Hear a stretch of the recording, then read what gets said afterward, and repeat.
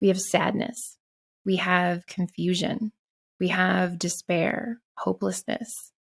We have rage, we have fury, we have anger, we have every flavor of these contractive energies that are present in our body. And sometimes we're experiencing more than one of them at the same time. So multiple levels and layers and flavors of these contractive emotions are present during grief.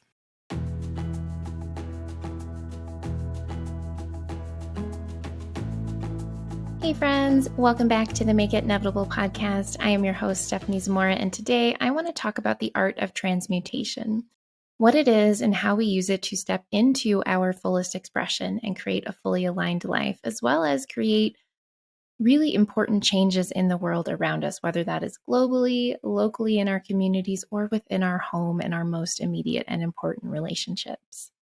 First, I want to define what transmutation is. As a noun, it is defined as the action of changing or the state of being changed into another form. The transitive verb definition is to change or alter in form, appearance, or nature, especially to a higher form. That is transmutation. Transmutation is a process and a practice that I have personally been engaged in for as far back as I can really remember. But I didn't know what to call it. I didn't know how to define it, or that it was a thing that was actually making my life and the world around me better. In 2014, when I went through a very traumatic loss, which you can read about in my book, Unravel, we'll link to that in the show notes, I really stepped more deeply into this art of transmutation without consciously thinking about it. And I can look back and I can see now that that is what I was doing. And I have since, over the years of healing from the loss, the trauma that followed, the abuse that followed, I've seen when I take things that are hard and heavy and I change them in form. So not only do I take the contractive emotions and shift them, transform them into more expansive, more productive states of the same energy, but then I take that energy and I channel it into something that is healing for me, but also impactful for the world. An example of that is early on in my grief. I felt instinctually called to channel that into writing. I did not write and share about my grief from any place of being strategic, of marketing anything, even though me showing up online before that was very much about being strategic and marketing and sharing my story in order to lead people into my body of work. After grief,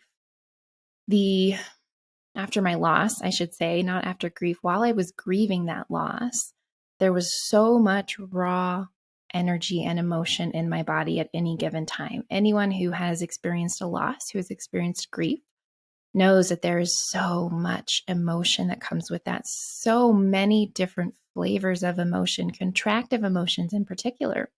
We have sadness. We have confusion. We have despair, hopelessness.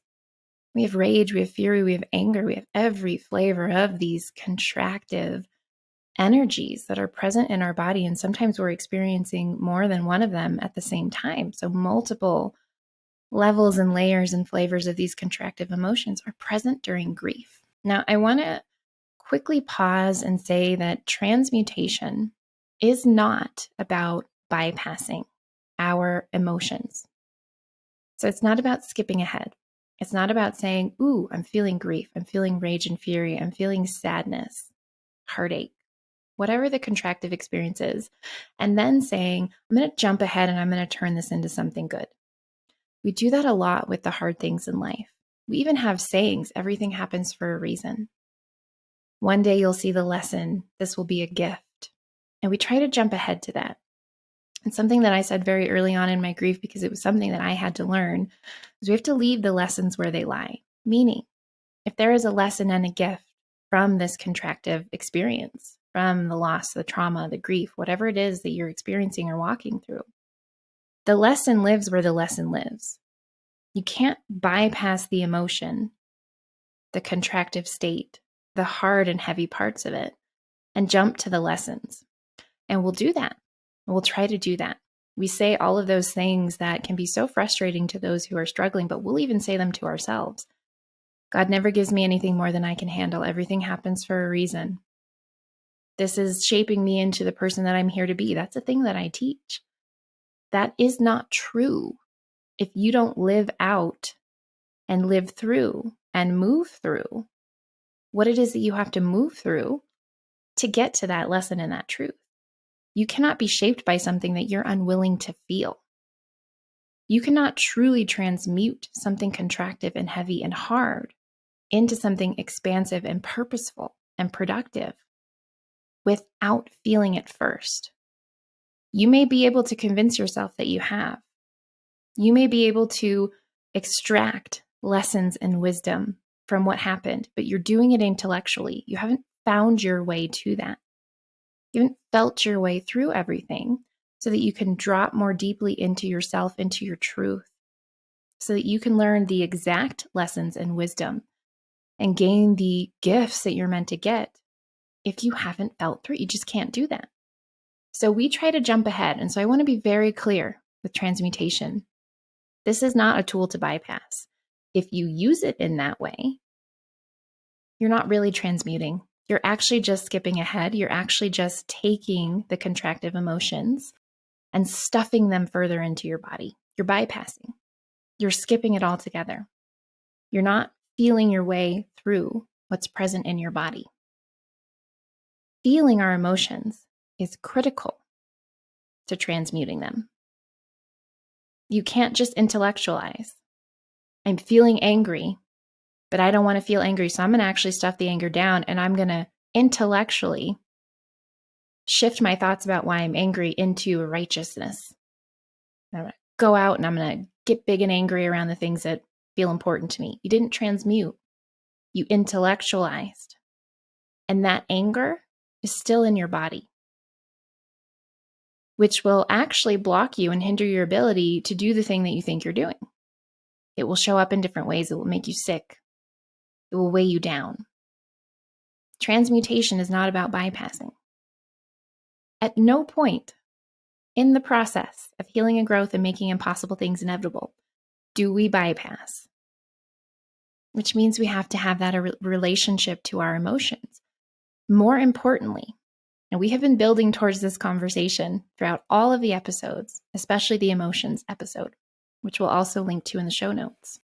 You have to have a relationship to your emotions. Most importantly, your no-go zone emotions, the ones that you shut down around the most. For some personalities, that's anger. For some personalities, that's hopelessness, feeling unlovable, despair, grief as a whole, as a collection of contractive, stormy emotions. What don't you let yourself feel? That no-go zone emotion is your greatest source of power in this life. And there's probably a lot of it that's been stored in your body if it's the one thing that you won't let yourself feel. So it's also the thing that's going to be the hardest for you to face. We have to elicit those emotions, intentionally elicit them, meaning calling them forward, pulling them out, bringing them into our conscious awareness, feeling them, and feeling them in a very specific way, in a way that doesn't bypass, but also allows you to transmute. So there is feeling and processing emotions. If I'm sad, if something hurts my heart, and I cry about it, and I just let myself cry and emote, and let that energy move out of me, that sadness, I'm processing it in real time. Nothing is being stored in my body. I am letting it move out. That is productive. That is beautiful. Transmutation adds a step. We still feel, we still process. We let it move through us. We emote. We feel it fully and productively, meaning we're not telling stories about it, and we're moving it in whatever way is safe and healthy for us. No judgment, no stories, just raw emotion.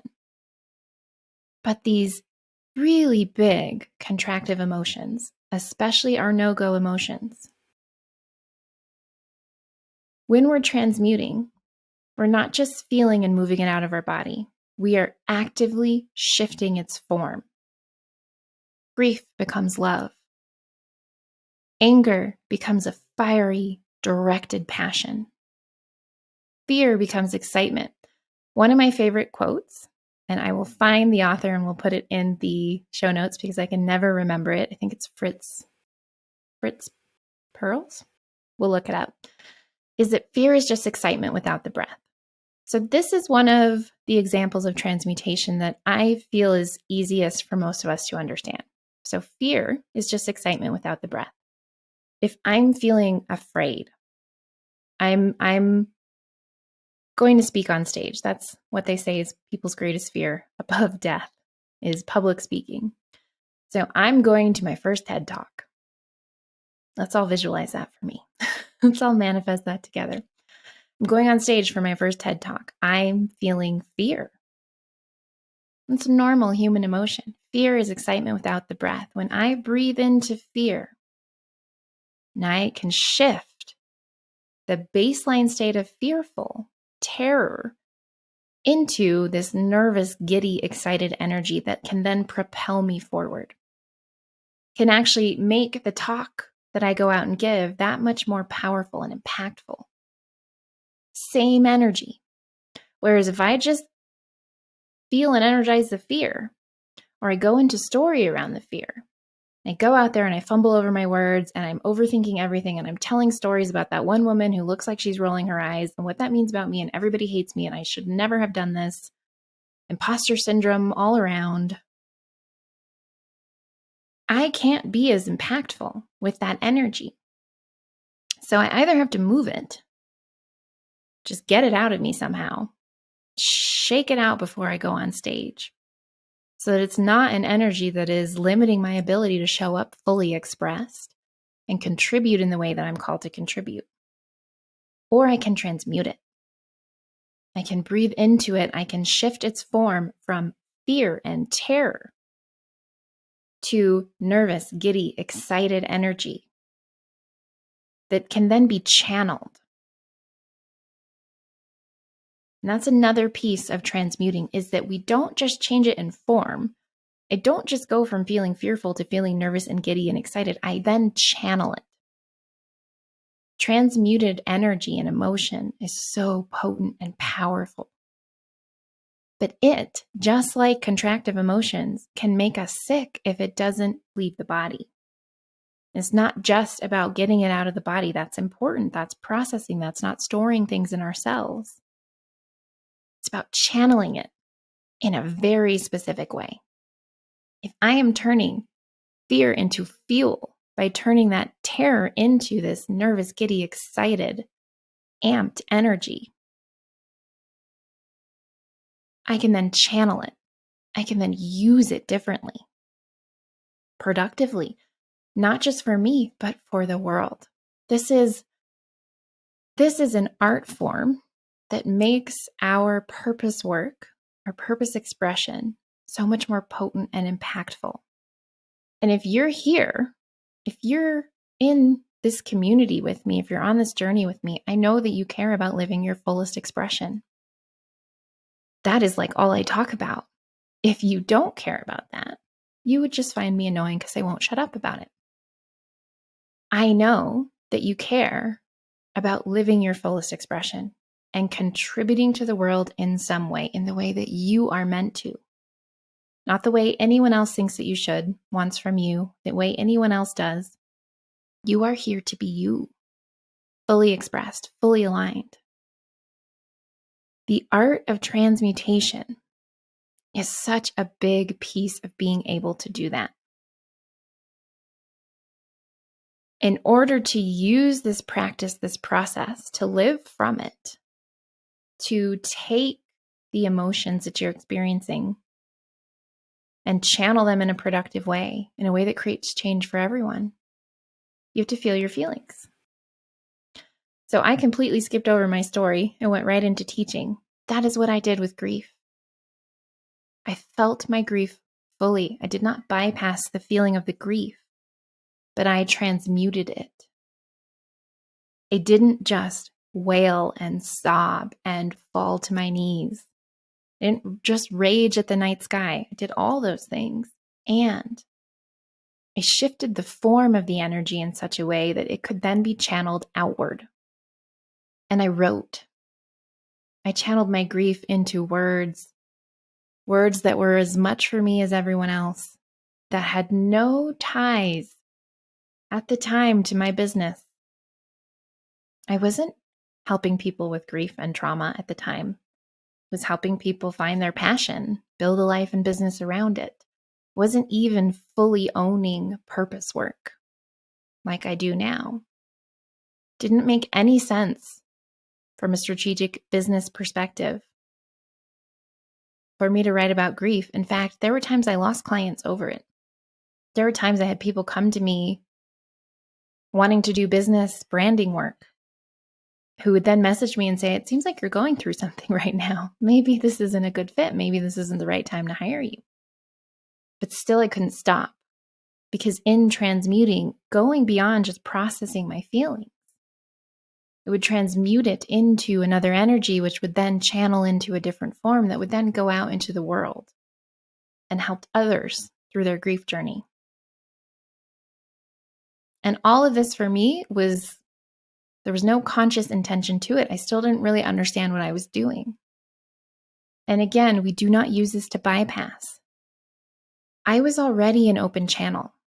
I was already someone who took their experiences and their emotions, transmuted them, and channeled them outward through a channel of creation and conversation. There's channels of expression, how we express ourselves, how we live our fullest expression, who we be, how we show up in the world, how we engage with others, our relationships, our lifestyle. There's channels of conversation and creation. I was already a person who channeled in that way, who was in this active process of processing through my emotions in real time, transmuting them into a different form, and channeling them outward. So it made sense for me to do this. I was already primed and conditioned for this. If this is your first big loss, your first big trauma, it doesn't make sense most of the time for you to transmute and channel. It can make sense for you to feel and process, to build that relationship to your emotions, to navigate the deep underbelly of these journeys, which is deep, deep work that we do in journey mapping. Reorienting to yourself and your life, allowing what you've been through to shape you when the time is right.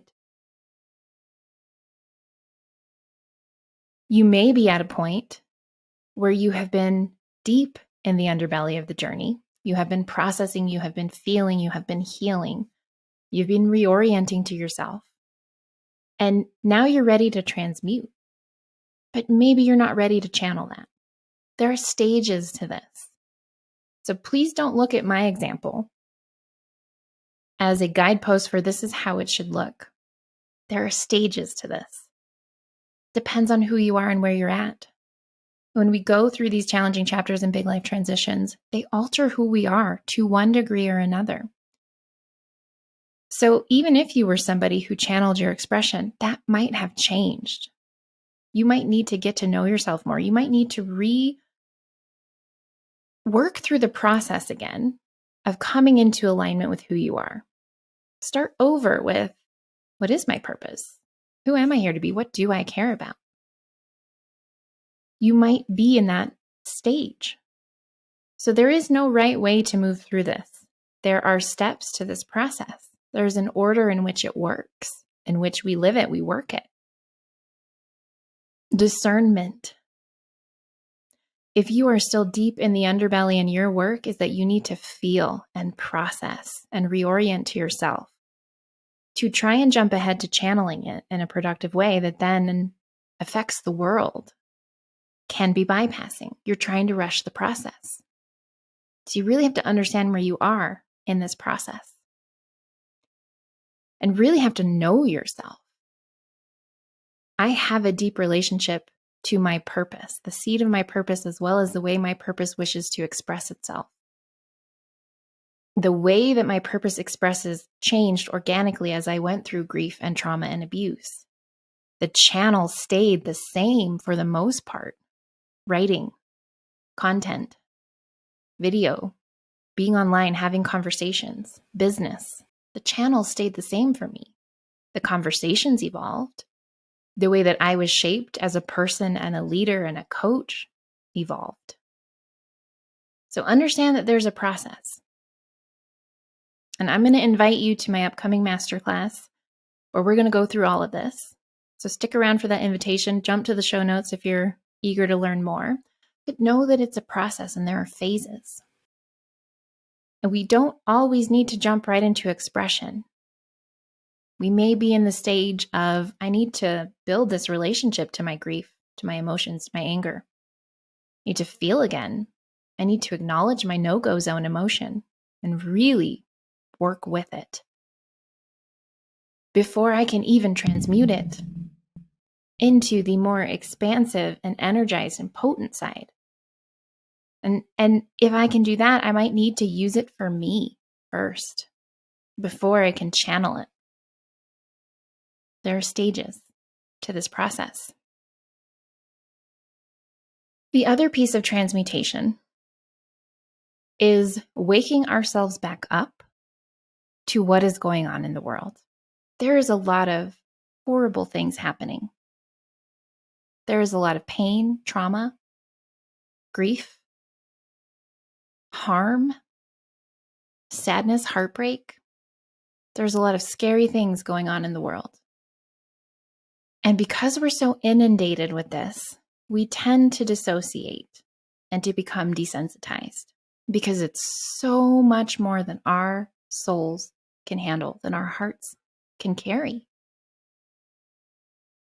So we numb out.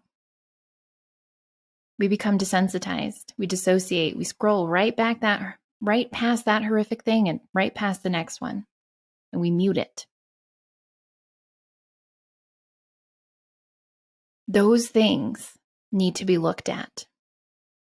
Those things that you feel most upset about happening in the world are a key to unlocking more of your fullest expression and your unique contribution.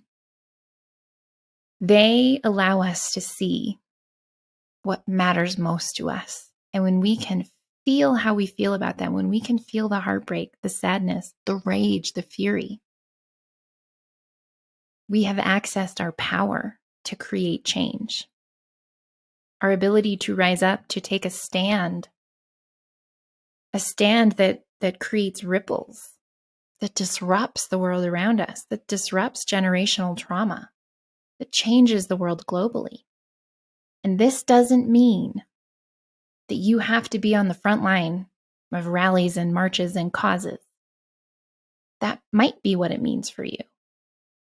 And feeling into this and allowing yourself to feel all that you feel about it, all that's hard and heavy, challenging but beyond belief, heartbreaking, gutting, the things that make you nauseous, sick to your stomach. That is going to allow you to then transmute and to be that ripple of disruption, which might for you make you realize, oh, I really care about this cause. And here's what I want to do. Here's what I want to create. Here's the channel of conversation or creation that I know will make a difference. However, big or small, and don't assign meaning to those words, whatever scale or scope is right for you. Bigger is not necessarily better for you. Local, within your family, within your relationships, simply within you existing as your full expression might be the right scale and scope for you. One is not better or worse. What's important is that everyone is showing up in their fullest expression and contributing in the way that they feel called to. We can't do that if we're unwilling to feel what's hard and what hurts. If we're unable to transmute it in productive ways. This is why we dissociate and shut down. We see the horrors of the world, of the horrible things happening around us, and we shut down because we don't know what to do with those emotions. And when we can't do anything with them and we feel helpless,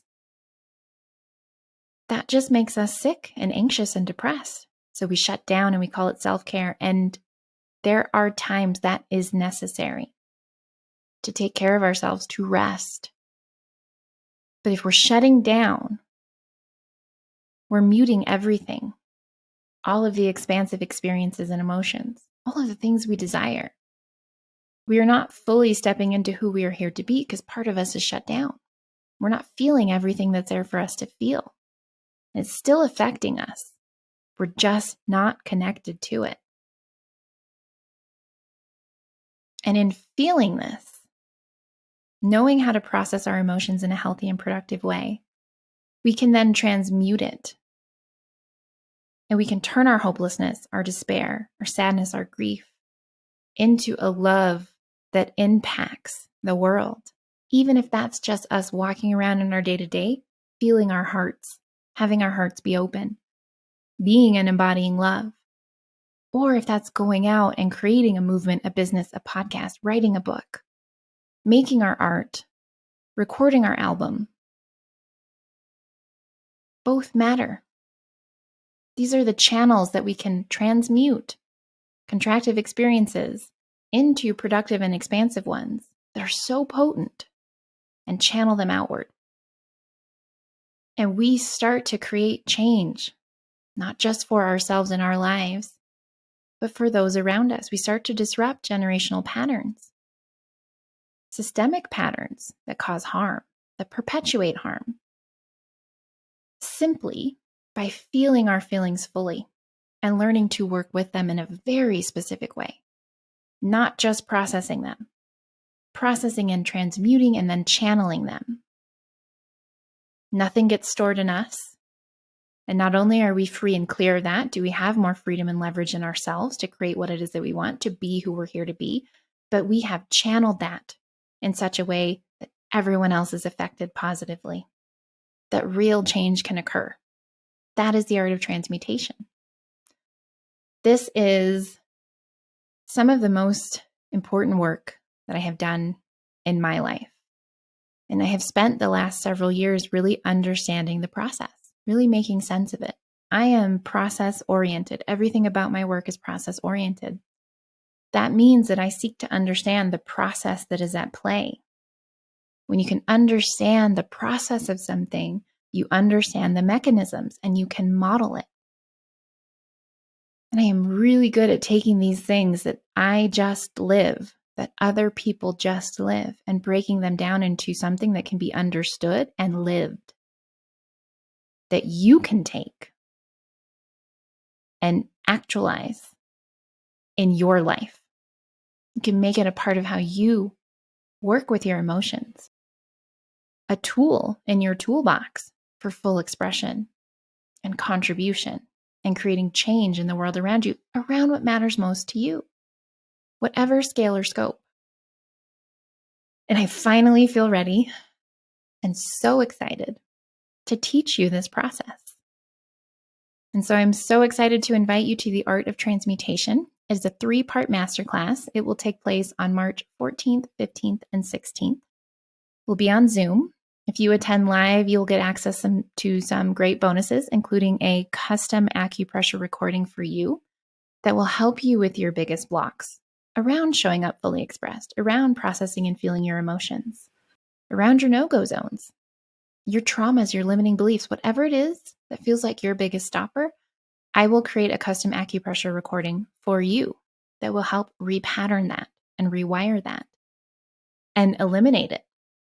You can take your greatest fear, your biggest subconscious stopper or core wound story, past traumas, and have no resonance with it through acupressure work. So if I say, oh, I could never do that. It's too scary. It's too hard. I would be punished. I'm so afraid. And I do acupressure around that very specific belief. By the end of one session, I can have no resonance. I have no idea why I would say that. That's acupressure work. So if you come to all 3 live, you will get a custom recorded acupressure session just for you. And you'll get entered to win 30 minutes laser coaching session with me around whatever it is that you need support with. If that's the deeper, more challenging emotions, we will work with that. That is coming into alignment with the truth of who you are, what it means to be fully expressed, what your purpose is, your contribution, who you're here to be, the work you're here to do. We'll work on that. If that's understanding how to transmute and channel that in a productive way, we will work on that. Head on down to the show notes and check out The Art of Transmutation. It will really explain what it is that you get, what it is that we'll be talking about, the 3 parts of the process that we'll work with. It will be available by recording for 3 weeks if you can't attend live. And there is a reason that I have limited this, that I have not made it lifetime access. That is because this work is so powerful. I want you to do it. I want you to do it. It will change your life. I don't want you to buy this and think, I'll get to it when I get to it. I want you to come, if you can, and be in the energy and let me support you in real time and get that bonus acupressure session just for you. Or I want you to, within the 3-week period of the replay, to do the work. This will transform your life. And not only will you be able to feel and move through and process and transmute the harder, heavier emotions that you need to feel anyways, but you will begin to make the impact that you're here to make at whatever scale or scope feels right and true for you. So check out the show notes. I really hope that you will join me March 14th, 15th, and 16th. And this is the first reveal, the first invitation, the first piece of a story, a big, beautiful story that I'm going to be sharing with you over the coming months that you could never guess or anticipate, that is so magical and so special to me, so powerful for all of us. This is the first step, the first piece of the story, the first bit of unfolding of something so much bigger. And so I really hope that you can feel my excitement behind that this is just the first small step for us towards everything that I have been working on behind the scenes, that I am so excited to reveal to you. And it is a journey I'm so excited for all of us to take. So I hope that you will start with this first step. Check out The Art of Transmutation. The link is below in the show notes, or head over to stepheniezamora.com/transmutation to get registered. And I hope to see you there.